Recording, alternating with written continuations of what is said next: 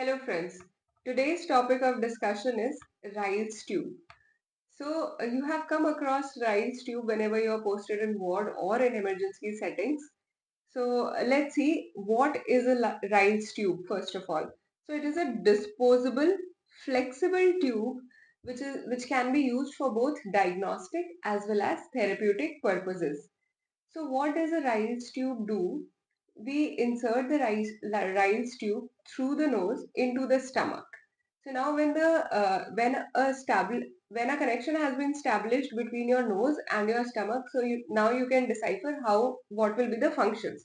So first is your feeding. So if you want to put anything from outside to inside, whether it is any medication or it is any feeding, such that the patient cannot take feeding from the mouth itself. So Ryle's tube is used for feeding. The next is when you have to remove anything from the stomach. So gastric lavage. Where will you use gastric lavage? Mostly in the poisoning cases. When you want to remove the poison from the stomach, you use Ryle's tube for gastric lavage. And the third is again aspirating gastric contents. For aspirating gastric content for any of the diagnostic purpose. Like you will take out the gastric content and you send it for examination as to what it is, what pH it is. So that will be used as your diagnostic purpose, this aspirating your gastric contents. So now having known the functions of the Ryle's tube, let's see what exactly a Ryle's tube looks like and what are its various parts. So now here you can see a Ryle's tube and let's take it here also. So I'm showing you a physical Ryle's tube here. You can see this is a long elongated tube. This is its one end and this is its another end. So how do you identify the Ryle's tube firstly? So this Ryle's tube has a blunt end here. This blunt end is the one that goes inside into the stomach. Okay, so this is inserted through your nose with a slight lubricant. We put a slight lubricant here and then we insert it into the nose and through which and then we slowly push it downwards so that it reaches the stomach. Okay, so this is the blunt end. You can see here also the blunt end, this green color here. Okay, now just adjacent to it is the lateral eyes. If it is visible here, there are four lateral eyes in this tube. So this is your first, this is second, this is third, and this one is the fourth lateral eye. So it has four lateral eyes as is mentioned here. Now this entire elongated tube you can see obviously here. Now can you see a green color line running throughout the tube? Can you see the green color line? So here also if you see this green color line, they are calling it as a radio opaque line.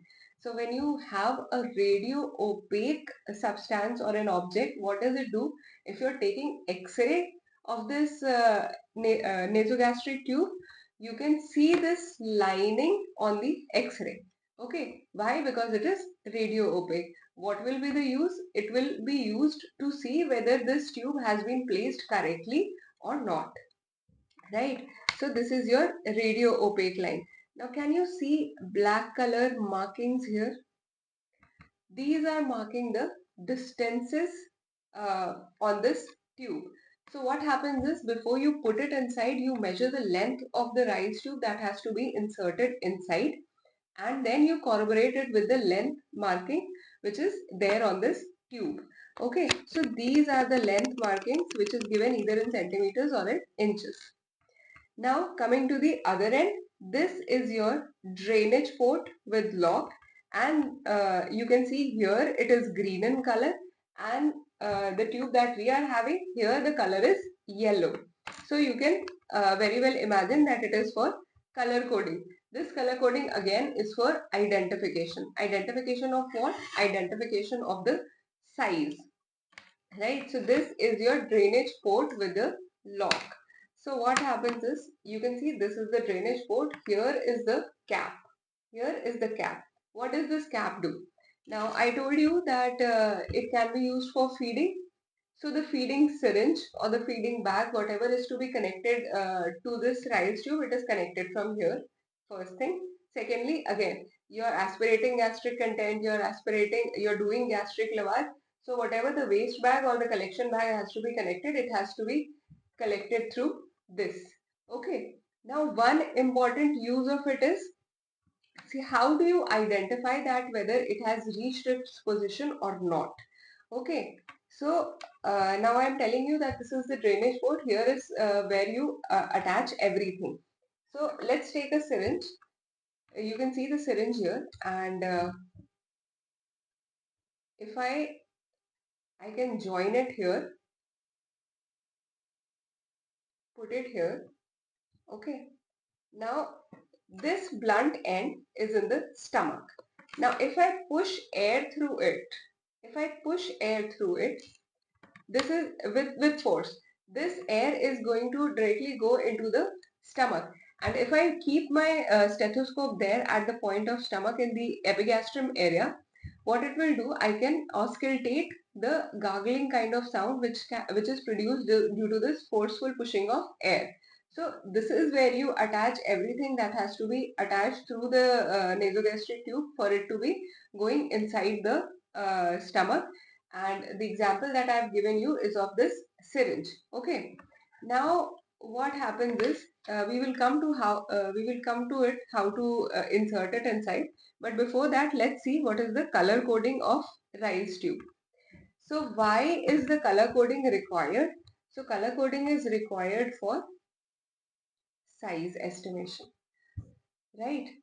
And which size Reil's tube has to be used in which patient, that, and which size is corresponding to which color, that is important, right? So I told you that the Reil's tube that we saw was a yellow in color, and the one which was there in the picture was green in color. So let's see, we have a mnemonic here. So first is your light green color. Now before we move on to the color coding, let me tell you that the size is in FG. What is FG? This is French gauge, right? This is French gauge.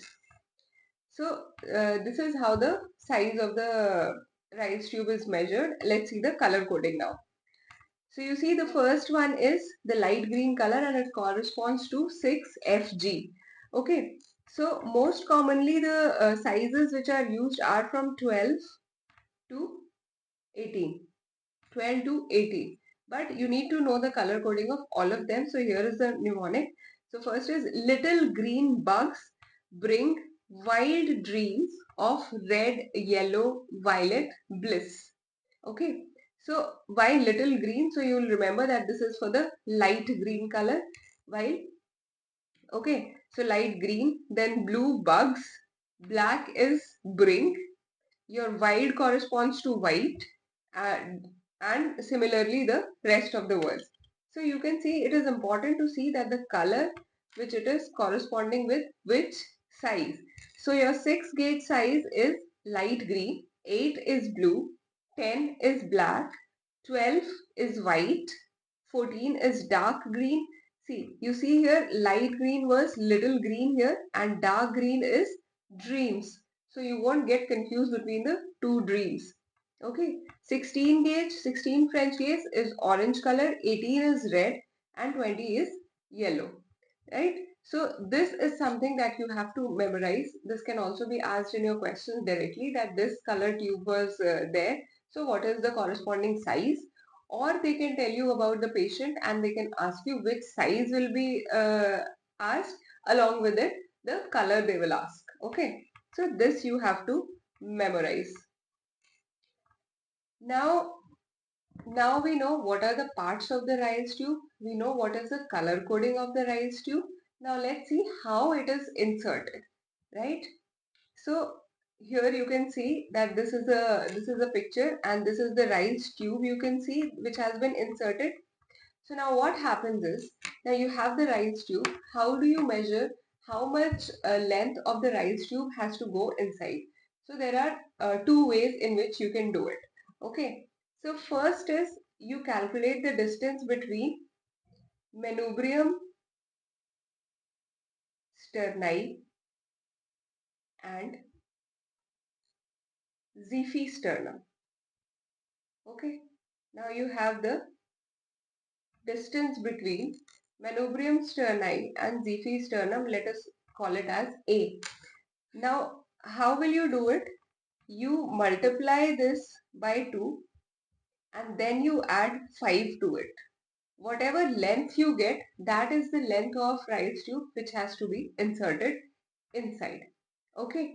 Now, if you are not able to locate your manubrium sterni or your Xiphi sternum, what is the other method? What you do is, you see the tip of nose here. You, on the outside, you take the Reitz tube, you take the Reitz tube and you measure the distance like this. So from the tip of the nose, you take it to the earlobe, you take it to the earlobe, and then you take it to the Xiphi sternum. So you see this much length. Now you're doing this physically on the patient because you have to measure the length according to that patient. So you put the first end, the drainage tube block where I told you, you put that here and then you take it to the earlobe and then you take it to the Xiphi sternum. So the entire length that constitutes the length of the tube that has to go inside. Now, once you have inserted the tube, now I have told you how you can find out whether it is correctly placed or not. You can either take an X-ray because that radio opaque line will tell you where it has reached. You can either take an X-ray or if not an X-ray, at the point of insertion, what you can do is you can push air forcefully with a syringe into the Reitz tube and auscultate it using your stethoscope in the epigastrum area to hear the sound of that forceful air that has been pushed inside. Okay, so then you will know if you can hear that sound, that means the tube has been placed correctly. So this is all that you need to know about Reitz tube, and if at all any question comes from Reitz tube, it will be covered within this topic. Okay, thank you.